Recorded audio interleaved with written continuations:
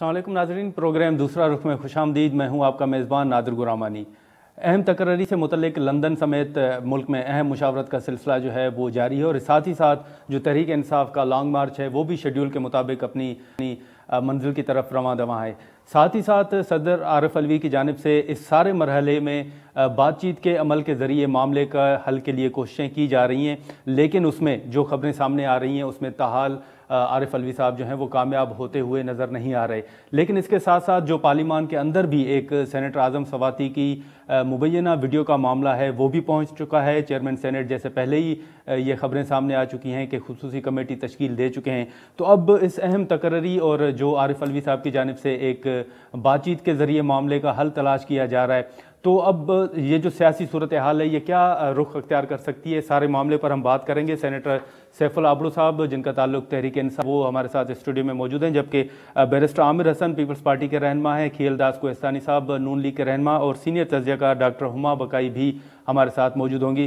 तो आबरू साहब आपसे शुरू करेंगे कि अभी आपका मुतालबा था जब आपने लॉन्ग मार्च शुरू किया कि कबल अज़ वक्त इंतखाबात की फौरी तौर पर तारीख दी जाए।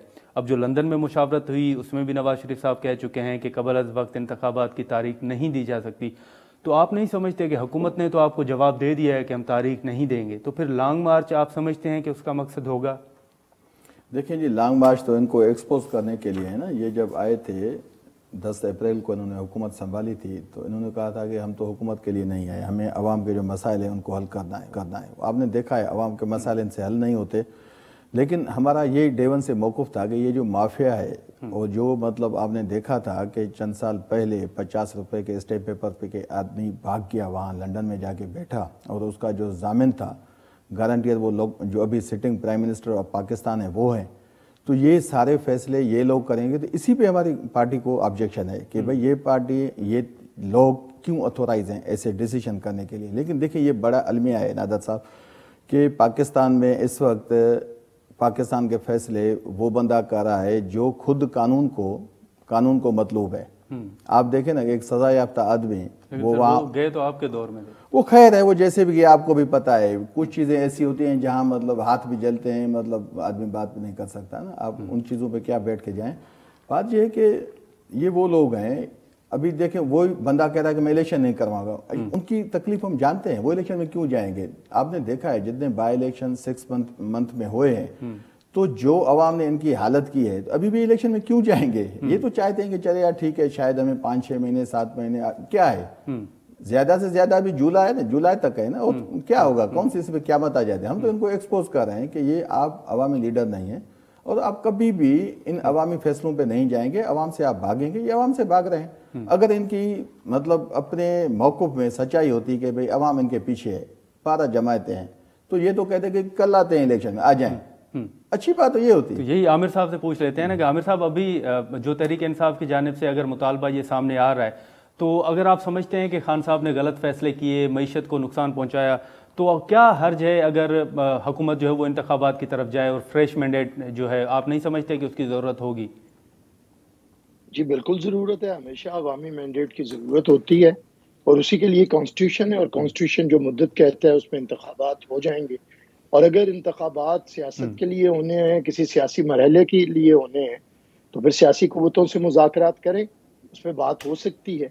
कभी ऐसे भी होता है कि मुज़ाकरात से पहले मुज़ाकरात का रिजल्ट अनाउंस कर दिया जाए कि पहले तारीख दे दें फिर मुज़ाकरात होंगे, पहले मुज़ाकरात करें फिर तारीख दे देंगे। लेकिन अगर आपका सियासी क़ुव्वतों पे कोई किसी किस्म का आप ताल्लुक और राब्ता नहीं रखना चाहते और दरवाजे के पीछे जाके किसी के पाँव पकड़ के आप मिन्नतें करते हैं और सुबह आप मौला जट की तरह बड़के लगाते हैं और सदर पाकिस्तान जो कि रियासत की अलामत होता है फेडरेशन की, और उसका काम है कि एक फादर फिगर का रोल प्ले करे, वो सिर्फ और सिर्फ इमरान खान का टाउट बन के पीछे बैठा है और काम कर रहा है और बरबला कह भी रहा है कि मैं क्या कर रहा हूँ, मैं इस्टेब्लिशमेंट के साथ इमरान खान के राब्ते बहाल करवा रहा हूँ। और खुद इमरान खान अभी चंद दिन पहले कह चुके हैं कि क्या काम है लीडर ऑफ द अपोजिशन का कि वो आर्मी चीफ को मिले। देखिए इतनी दो रंगी और मुनाफिकत के साथ ये लोग चल रहे हैं, इन्हें इतना शौक है इलेक्शंस करवाने का, तो ये पहले करवा लेते जब इनके पास इख्तियार था। हम भी चले थे कराची से इनसे मुतालबा लेके कि असेंबलियां तोड़े और इलेक्शन करवाए, इन्होंने नहीं करवाए। फिर हमने जमहूरी तरीके से अदम एतमाद किया और इन्हें खत्म कर दिया। आज भी इनकी हुकूमत है। पंजाब में इमरान खान लाहौर में बैठे हैं ना, इलेक्शन करवाएं, असेंबलियां तोड़े, खैबर पख्तूनख्वा में लेकिन सर वो तो तहरीक कश्मीर इंसाफ में। वाले तो ये भी आमिर साहब तनकीद करते हैं ना कि आप मईशत की बात करते हैं, लेकिन हुकूमत में आकर तो आपने अपने केसेस खत्म करवाए हैं, नैब कवानीन में तरामीम की हैं आप लोगों ने। नादिर साहब, इन्होंने भी नैब कवानीन में तरामीम की थी। इनके बारे में भी सुप्रीम कोर्ट ने कहा था कि ये विच हंटिंग है, आर्म ट्विस्टिंग है, पॉलिटिकल विक्टिमाइजेशन है। ये सुप्रीम कोर्ट के फैसले हैं। क्या इन्होंने आर्म ट्विस्टिंग नहीं की? वो वीडियो के साथ नहीं चलाया उसे जस्टिस जावेद इकबाल को? इसमें कोई छुपी हुई बात है? इन्होंने क्या क्या नहीं किया? जुडिशरी को अपने तय चलाने की कोशिश की है। इन्होंने क्या किया था? इन्होंने जस्टिस काजी फायज ईसा के साथ और दूसरे जजों के साथ इन्होंने क्या किया है एस्टेब्लिशमेंट में अपनी मर्जी के बंदे लाने के लिए? ओ भाई, क्या आप क्या अपना करते बता रहे? दें कि आप आई हैं 6 महीने में, आपने क्या किया, आप वो बता दें। अपनी टर्न पे बात करें जी, अपनी टर्न पे बात करें। जी, तो मैं जी, समझता हूं कि जो अवामी मसाइल हैं, अरे भाई इनसे 4 साल में इन्होंने जो बखेड़ा और बेड़ा गर्क किया। हम पूछते थे कि महंगाई क्यों है, तो वो कहते हैं अभी टाइम चाहिए, ये कोई काम 2, 3, 4 साल में तो नहीं हो सकता। अब ये हाथ पे 700 जमाना चाहते हैं हथेली पे कि 6 महीने में। उसके बावजूद हमने IMF के साथ ताल्लुकात को बेहतर किया है। हमने ये तो डिफॉल्ट करवाने पे इन्होंने तो पूरी प्लानिंग की थी कि मुल्क डिफॉल्ट हो, श्रीलंका बने, इसके 3 टुकड़े हों। पंजाब के वजीर खजाना को साजिश में शरीक किया गया, खैबर पख्तूनख्वा के वजीर खजाना को शरीक किया गया। अब ये ढकी छुपी बात तो नहीं है। तो हमने उससे फिर इन्होंने मुल्क को आलमी तन्हाई का शिकार किया। आज पाकिस्तान आलमी सतह पे जिस जगह पे खड़े है, अब ये जलते हैं कि रोज वजीर खारजा बाहर क्यों है। कि बाहर वो कोई सैर के लिए नहीं गया, उसे दुनिया बुला रही है और दुनिया के साथ ताल्लुकात हैं। इन्हें तो कोई बंदा मुंह नहीं लगाता था। इनके 4 साल में जो इनका हाल हुआ, जो इन्हें इनके साथ टिकनी का नाच इन्हें ट्रंप नचा के गया। जो लंदन में अहम बैठक हुई है उस पर भी सवालात उठाए जा रहे हैं। क्या आप समझते हैं कि हुकूमत इस वक्त कन्फ्यूजन का शिकार है, या जो लॉन्ग मार्च है उसके बायस हुकूमत किसी दबाव का शिकार हो चुकी है? देखिए, अगर हुकूमत दबाव का शिकार होती तो इमरान खान 6 महीने से सड़कों पे धक्के खा रहा है और वो कह रहा था कि इलेक्शन कराओ और नवंबर से पहले इलेक्शन कराओ, तो वो नाकामी उसको हो गई। नवंबर से पहले इलेक्शन नहीं हुआ। अब इलेक्शन वक्त पे होगा, अक्टूबर 2023 में होगा, जब ये हुकूमत अपना टेन्योर पूरा। ये तो पहली कामयाबी गवर्नमेंट को मिली मैं समझता हूँ उसमें इमरान खान मायूस है। और मुझे ये बताया जाए, जिस तरह आमिर साहब ने कहा कि ये ताकत का सरचश्मा अवाम को समझते हैं। एक तरफ इन्होंने GT रोड को 500 वर्करों 300 वर्करों से यरगमाल बनाया हुआ है, दूसरी तरफ ये रात को छुप छुप के, जो सदर पाकिस्तान है, जो उनका आईनी रोल एक और है, मगर वो एक इमरान खान का वर्कर और उसका चहीता बन के जिस तरह जो रात को अंधेरे में मुलाकातें करते हैं और सुबह को ये गालियां भी देते हैं और इदारों पे हमले भी करते हैं। वो तो अब सदर साहब भी मान रहे हैं ना कि वो एक सुप्रीम कमांडर के तौर पर वो बातचीत के जरिए मामले का हल चाहते हैं। वो तो अब मान रहे हैं। तो ये ढकी छुपी कोई अब बात रही नहीं है।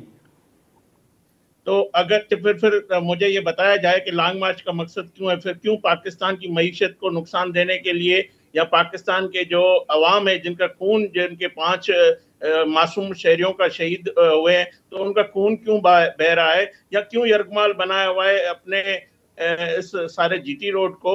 तो ये बताया जाए ना कौम के इनका मकरू चेहरा है। एक तरफ ये बातचीत पीछे दरवाजे के छुप पे करते हैं। मुझे बताएं, कोई भी सियासी जमात आज तक किसी ने इस तरह का खुल के इकरार नहीं किया है कि हमें ये बातचीत करनी है या इस तरह इक़्तिदार लेना है। इमरान खान का मकसद सिर्फ है कि मुझे कुर्सी दो और फिर मैं जिस तरह चाहूं मुखालफिन को, उनको जो है उनका रास्ते से हटा दूं। उनका ये बिल्कुल मुतालबा नहीं है कि इलेक्शन में जाऊं, अवाम के पास जाऊं। मैं समझता हूं ये जो कुछ कर रहा है, अब उनका एक ही मकसद है जिसके लिए इमरान खान सारी भागदौड़ कर रहा है, वो है NRO अपने केसेस में जाता है। जिस तरह इन्होंने मेरे दोस्त ने कहा कि नेब, मैं समझता हूँ जो अगर नेब में हमने कानून साजी की है उसका सबसे बड़ा बेनिफिशरी ये जो करप्ट टोला ये अभी 4 साल इक़्तिदार में रहा उनको हुआ है। हमें इससे हमारे जो ने करना था हमने भुगत लिया। सर उसमें तो स्पीकर कौमी असेंबली भी शामिल है, उसमें दीगर रहनुमा भी शामिल हैं जिनके रेफरेंसेस जो हैं वो वापस भेजे गए हैं। हम समझते हैं कि किसी भी तरह किसी भी गैर ऐसे काले कानून ना हो जो किसी इंसानी हुकूक की जिसमें पामाली हो, जिसमें पहले गिरफ्तार किया जाए, फिर इल्जाम लिया जाए। लेकिन खेलदार साहब, आप नहीं समझते कि जो तहरीक इंसाफ दावा कर रही है कि खान साहब की इस वक्त जो मकबूलियत है वो उरूज पर है, आप ज़िमनी इलेक्शन के नताइज देखें तो उसमें वो कह रहे हैं कि खान साहब जीत रहे हैं। अगर खान की मकबूलियत है तो दरवाजे के पीछे छुप के रात को अंधेरे में मुलाकात क्यों करे, अवाम के पास वक्त का इंतजार करे, क्यों पाकिस्तान को यरगमाल बनाया हुआ है, पाकिस्तान को क्यों श्रीलंका बनाना चाहता है पाकिस्तान। ये जो हुकूमत है, मुझे सिर्फ ये बताया जाए, अगर अप्रैल में हमने अगर चेंजिंग लाई है तो एक आईनी तरीके से आए हैं। अगर कल इमरान खान इलेक्शन में जीतते हैं वक्त पे, जब इलेक्शन होता है, कौन उसको रोकेगा कि आप इक़्तिदार में ना आए, मगर उसको पता है कि उसको चलिए खेलदार साहब, यही सवाल फिर हम अबड़ो साहब के सामने रखते हैं ना कि सर वो कह रहे हैं कि अगर आप इलेक्शन चाहते हैं तो ये रात को छुप छुप के मुलाकातें क्यों कर रहे हैं। मतलब देखिए, ये मीडिया पे हम सब लोग आके बैठते हैं, हम चाहे झूठ बोले या सच बोले, अवाम जब देखता है तो अवाम को इतनी पागल हो गई है अभी, अवाम को जो शऊर आ गया है ना, तो अवाम तो सबको पहचान है। मैं उसी पे आ रहा हूँ ना। देखिए, पहली बात तो ये बार बार बड़े नाज से कहते हैं कि जी कौन गया है कि हुकूमत हमने आईनी तरीके से ली। ये आईनी तरीका था जो सिंध हाउस में एमएनएस के साथ किया गया, जो मैरियट में देखा, वो आईनी एमपीएस है ना पंजाब में, कैसे उसको सुप्रीम कोर्ट ने उड़ा दिया, फिर वहां इलेक्शन हुआ, वो आईनी सीएम था जो 2 मरतबा तो आईनी एक तरीका नहीं। बात ये नहीं है, बात ये जब आप माहौल बनाते हैं ना किसी को भी, जब 22 मेंबर्स किसी पार्टी के एक जगह रखेंगे ना, ये सिंध में 10 मेंबर अगर हम कर ले ना, ये तो खान साहब से हो गया, हम उन्होंने मूवमेंट नहीं की, चले भाई सिंध में उनकी गवर्नमेंट है। अगर 10 एमपीएस सिंध में, आपको भी पता होगा, आप और हम वहां से बिलोंग करते हैं, कि कितने एमपीएस हैं आपने देखा है, वहाँ कहाँ है पीपल्स पार्टी के वो सीनियर लीडरशिप, कहाँ है आगा सिराज खान, कहाँ है नादर मगजी, कहाँ है मखदूम जमील समा, कहाँ है अली नवाज शाह रिजवी, कहाँ है अली नवाज शाह टंडोला यार वाला, ये सीनियर लीडरशिप है। कहाँ है अभी सैयद कायब अली शाह जो फॉर्मर सीएम भी रहे भाई, अभी तो वहां की लीडरशिप जिन लोगों के हाथ में आप भी देखते हैं, तो ये सारे वहां के एमपीए जितने इनसे नाला है, अगर इनके 2 एमपीए ऐसे हम किसी होटल में ठहराते ना, तो फिर पीपी के आप चीखे देखते हैं। मैं सिर्फ आपके सवाल से आगे चलूं कि बात यह है कि ये लोग कहते हैं कि हमने महेशर का बेड़ा गर्क कर दिया है। भाई बात यह है, आप एक साइड पे कह रहे हैं, बड़ी हंसी आ रही मुझे कि 300-500 लोग हैं लांग मार्च में। 300-500 लोग भी नादर साहब मुझे बता दें, जब आप कहते हैं कि महेशर तबाह कर सकते हैं 300 लोग 500 लोग, भाई आप अपने मौक़िफ़ में तो तवाज़ुन पैदा करें ना। देखिए, जैसे ये दोनों स्पोक्स पर्सन बैठे हैं पार्टी के, किसी ने कहा कि जी IMF से डील हमने की, भाई आप FATF IMF, आप वही पार्टीज हैं, वही PDM है जो आपने वॉकआउट किया था जब ज्वाइंट सेशन हुआ था, तो आपने FATF पे निकले थे और यही आप अमेंडमेंट लाए थे। मैं इस बात पे आपके शो के जरिए नैब की सारी जो तरमीमें जो कानून है, वो उसमें काफ़ी शकें ऐसी हैं कि वो जो ह्यूमन राइट्स के बेसिक जो हुकूक हैं उसका ख्याल नहीं किया गया माजी में भी, हकीकत है। देखिए, अमेंडमेंट लानी चाहिए, अमेंडमेंट वो हो जिसको अवाम माने। नंबर 2, अभी एक मिनट, जैसे ये कहा गया कि भाई अवाम, भाई फॉरेन मिनिस्टर विजिट करता है, अवाम बुलाता है, आउटपुट क्या है आप कोई बता दें, फॉरेन मिनिस्टर ने किया क्या इस वक्त तक? उसने सवाए यहां से दौरे से, दुख तो इस बात का है कि जो स्टेट मिनिस्टर है जो फॉरेन अफेयर्स की, वो भी उसको साथ लेके वहां घूमता रहा है, यहां तो कोई काम ही नहीं कर रहा। आमिर साहब, इस वक्त आपने अबड़ो साहब की गुफ्तगू सुनी, खेलदास कोहिस्तानी साहब की गुफ्तगू सुनी, अब वो मतलब एक तासुर दिया जाता है कि अगर इस वक्त महंगाई है तो आप देख लें कि माजी में जब आपने लॉन्ग मार्च शुरू किया था तो तब तो ना पेट्रोल की कीमतें ये थी, ना आप GDP का देख लें, तो वो तो कहते हैं कि जब आपने लॉन्ग मार्च शुरू किया तो उसके मुकाबले में तो महंगाई आज के ही गुना ज्यादा है। महंगाई है, इसमें तो कोई भी नहीं कह रहा कि महंगाई नहीं है, लेकिन मुल्क की मुआशी सूरत हाल ये थी कि हुकूमत जाने से चंद दिन पहले इनके वजीर खजाना तरीन साहब ने सेनेट में कहा था कि मुल्क डिफॉल्ट की तरफ जा रहा है, हालात बड़े मुश्किल हैं। फिर उसके बाद इमरान खान ने मार्च में कहना शुरू कर दिया जब हुकूमत जा रही थी कि मुल्क डिफॉल्ट करेगा। अगर बड़ी मुस्तहकम इकॉनमी हमें ये शिफ्ट कर रहे थे तो फिर इमरान खान मार्च में, अभी वो वजीर आजम थे, तो क्यों कह रहे थे कि मुल्क डिफॉल्ट कर जाएगा? उन्हें पता था कि उन्होंने एक फ्रेजाइल इकॉनमी पाकिस्तान की बना दी है। अब IMF के साथ जो हमें जाना पड़ा है वो हालात है, इन्होंने एग्रीमेंट किया था, वो चलना पड़ेगा जब तक वो एग्रीमेंट कंप्लीट नहीं होता। उसे रखते हुए हम बेहतरी की तवक्को कर रहे हैं और करेंगे। और देखें, इस हुकूमत के पास 1 साल होगा, महंगाई के साथ जाएगी तो फिर उसे भुगतेगी, लेकिन उस हुकूमत के भी तो 4 साल की महंगाई, 4 साल की करतूतें उसके सामने होंगी। अभी इन्होंने फरमाया अबड़ो साहब ने कि किस तरह फॉरेन मिनिस्टर ने क्या किया है। फॉरेन मिनिस्टर ने पाकिस्तान की खारजा पॉलिसी को जिंदा किया है। खारजा अमूर पे दोबारा से आपके साथ गुफ्तगू शनीद होने लगी है। यूएन सेक्रेटरी जनरल आपके इधर आया, क्लाइमेट चेंज में पूरी दुनिया की तवज्जो उन्होंने दिलाई और कहा कि पाकिस्तान के साथ ज्यादती हो रही है, तीसरी दुनिया के ममालिक के साथ हो रही है और G8 के ममालिक कर रहे हैं। उसके बाद यूएस के साथ हमारे ताल्लुकात बहाल हुए।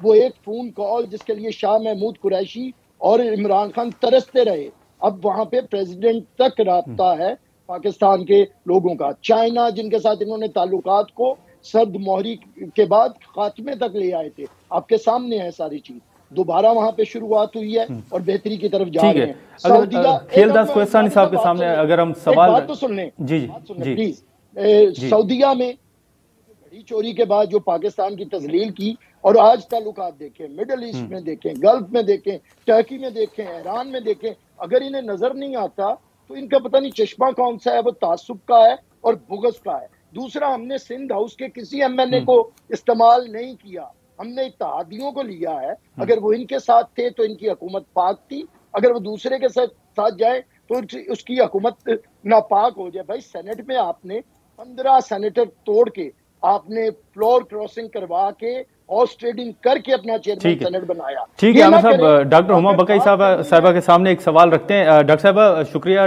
टाइम निकालने के लिए। इस वक्त आप देखें कि जो लंदन में एक अहम मुशावरत का सिलसिला जारी है, एक तासुर ये भी दिया जा रहा है कि शायद इत्तेहादियों को एतमाद में लेने के लिए ये मामला ताख़ीर का शिकार हो रहा है, जो कि अहम तकर्री से मुतल्लिक है। अब अगर यहाँ पर पाकिस्तान में देखें तो लॉन्ग मार्च भी जारी है। खान साहब का पहला मुतालबा था कि वो कबल अज़ वक्त इंतखाबात की जो तारीख है उसका ऐलान कर दे हुकूमत, लेकिन आप क्या समझती हैं कि अगर आर्मी चीफ का नाम आ जाता है, तकर्री का फैसला हो जाता है, तो क्या फिर भी खान साहब इस्लामाबाद पहुंचेंगे, या फिर आपको सूरत हाल जो है वो तब्दील होती हुई नजर आ रही है कि फिर सूरत हाल ये नहीं रहेगी? नादिर साहब, मुझे तो इसी बात पर खासी हैरानी है कि हमारे यहाँ जो पूरी सियासत है वो इस बात पर टिकी हुई है कि जी तकर्री होनी है, और बारह आप PMLN के लोगों को बिलखुसूस और दूसरे लोगों को बिलअमूम ये कहते हुए सुनते हैं कि जी ये तो रूटीन का मामला है। अगर ये रूटीन का मामला है, इससे कोई सूरत हाल इस तरफ या उस तरफ नहीं जाती, तो मुझे ये बताइए कि हर टीवी शो में डिस्कशन आकर यहाँ पर रुक और टिक क्यों जाता है, और हम इसके इर्द गिर्द क्यों बात करते हैं? इस वक्त अगर आप नैरेटिव देखें पाकिस्तान की सियासत का, तो जो जमातें हैं उनका सिर्फ, अगर जब आप आगे टिकर चला देते हैं ना कि इनका ताल्लुक PMLN से, पीपल्स पार्टी से, तहरीक इंसाफ से, तो एक आम मेरे देखने वाले आदमी को पता होता है कि ये टीवी पर आकर क्या बात करेंगे, और 2-3 साल पहले इन्होंने किस तरह यही बात अपने मफाद में दूसरी तौर पे की गई होगी। तो अगर अब सियासतदान इस इंफॉर्मेशन ओवरलोड के जमाने में ये समझते हैं कि ये जो स्पिन देते थे, ये स्पिन लोग बाय कर रहे हैं, तो इन्हें मजीद सोचने की जरूरत है। लेकिन ये लोगों के पास अब ये सहम मौजूद है कि उनको पता होता है कि जब ये एक जमात में है तो ये क्या बात कहेंगे, कुछ अरसे पहले इनके लिए क्या जायज था और कुछ अरसे बाद इनके दूसरों के लिए क्या नाजायज और इनके लिए क्या जायज हो गया। और इसमें एक जमात नहीं नादिर साहब, इसमें तमाम जमातें शामिल हैं। एक गुजारिश, दूसरी गुजारिश ये कि जो मैं बाहर की सूरत हाल देखती हूँ, हमें तो ये नजर आता है कि जो ऐवानों में हमारे बहुत मोतबर रिप्रेजेंटेटिव्स बैठे हुए हैं, सबके साथ माजरत के साथ, मुझे तो नहीं लगता ये कोई पीपल सेंट्रिक लेजिस्लेशन करते हैं। मुझे तो नहीं लगता कि मेरी इनको फिक्र है। मुझे तो लगता है इनको ये फिक्र है कि मैं अपनी कल की सियासत बचाऊं और अपनी माजी के मसाइल हल करूं और अपनी कुर्सी मजबूत करूं। अगर मुझे कोई सियासी जमात इसके अलावा कुछ करती हुई नजर आए तो मेरी तस्दीक कर दीजिए। और फिर इसीलिए आके चीज कहाँ रुक जाती है? चीज आके रुक जाती है कि लेकिन खान साहब जो कह रहे हैं कि फ्रेश मैंडेट की जरूरत है, इंतखाबात की तरफ जाया जाए ताकि अवामी हुकूमत, ये भी आई वॉश है। फ्रेश मैंडेट की जरूरत है इसलिए कि अब तक जिसके पास भी मैंडेट गया है वो लोगों को डिलीवर नहीं कर सका। बहुत बहुत माजरत के साथ, इमरान खान साहब कोई बहुत उम्दा और उनका लीडर नहीं है। लेकिन इमरान खान साहब एज एन ऑल्टरनेटिव इमर्ज हुए। खेलदास कोहस्तानी साहब, अभी आप नहीं समझते कि आप खुद कहते रहे हैं कि खान साहब के साथ अगर मुज़ाकरात के जरिए मामले का हल निकाला जाए, तो इस वक्त अगर आरिफ अलवी साहब बीच में मुज़ाकरात कर रहे हैं या उनको मुज़ाकरात के टेबल पर ला रहे हैं, तो इस पर फिर क्या एतराज़ हो सकता है? देखें, बात यह है कि जो इमरान खान की जो भी ब्लैकमेलिंग है, ये मौजूदा जो मुश्तरका हुकूमत है वो कोई मुतालबा नहीं मानेगी। इलेक्शन भी अपने वक्त पे होगा।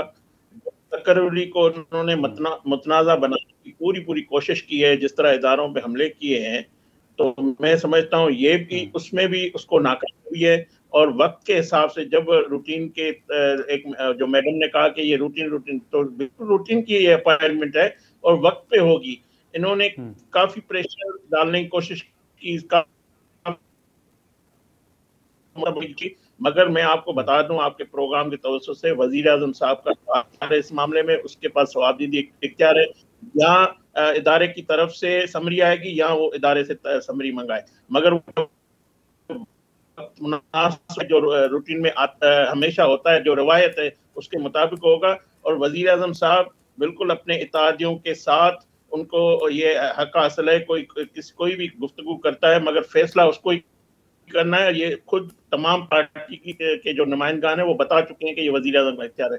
फिर भी उसके मैं समझता हूँ एक ये रूटीन के और बड़े इत्मीनान ये कर ले इमरान खान, उसको कोई हम उसका मुतालबा नहीं मानेंगे। बाकी रही बात आरिफ अलवी का कोई ये रोल नहीं है कि वो छुप के मुलाकातें करे या कोई इस तरह करता है, तो ये मैं समझता हूँ उसका तारीख में कोई हैसियत नहीं है। आरिफ अलवी की उस गुफ्तगू से कोई ये जो हुकूमत आई है, फैसले सब ये आयन और कानून के ठीक है। कोई भी अब्दुल साहब के सामने सवाल रखते हैं, यही जो जी जिन मुलाकातों का आप जी कोहस्तानी साहब, सिर्फ एक बात करूं, किसी को बात अच्छी लगे बुरी लगे, पाकिस्तान मुस्लिम लीग नून की सियासत का महवर नवाज शरीफ है, वो पार्टी का कायद है। उससे वजीर आजम अगर किसी भी मामले पे, मुल्की मामलात पे कोई मुशावरत करता है, पाकिस्तान की बेहतरी के लिए, पाकिस्तान की मईशत की बेहतरी के लिए, जमहूरियत की बेहतरी, तो मैं समझता हूँ वो नवाज शरीफ साहब, तो आपकी नजर में उस पर एतराज नहीं होना चाहिए। तो यही सवाल फिर अब्रो साहब के सामने रखते हैं कि सर, अगर लंदन में मुलाकात हो रही है, मुशावरत हो रही है, साबिक वजीर आजम है, तो फिर तहरीक इंसाफ को इस पर क्या एतराज़ात है? देखिए, हमें तो कोई ऑब्जेक्शन ही नहीं, हमें तो इस पे ऑब्जेक्शन है कि एक आदमी सज़ा याफ्ता वहाँ बैठा हुआ है।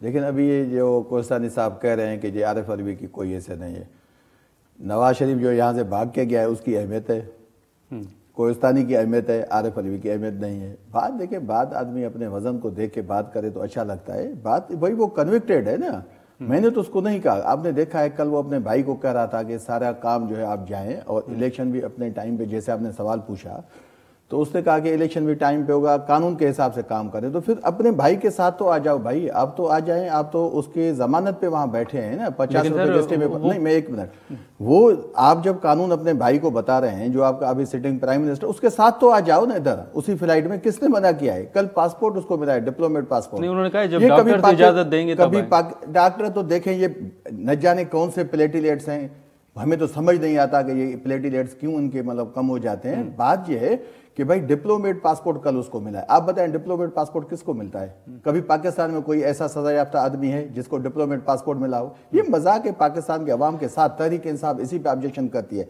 मैं आपको एक चीज बता दूं, जो अभी ये हमारे यहाँ पार्टिसिपेंट मैडम बैठी है, उन्होंने कहा कि जी सेनेट हो या पार्लियामेंट में जो भी ऐवान हो तो वहाँ पार्लियामेंटेरियंस काम नहीं करते।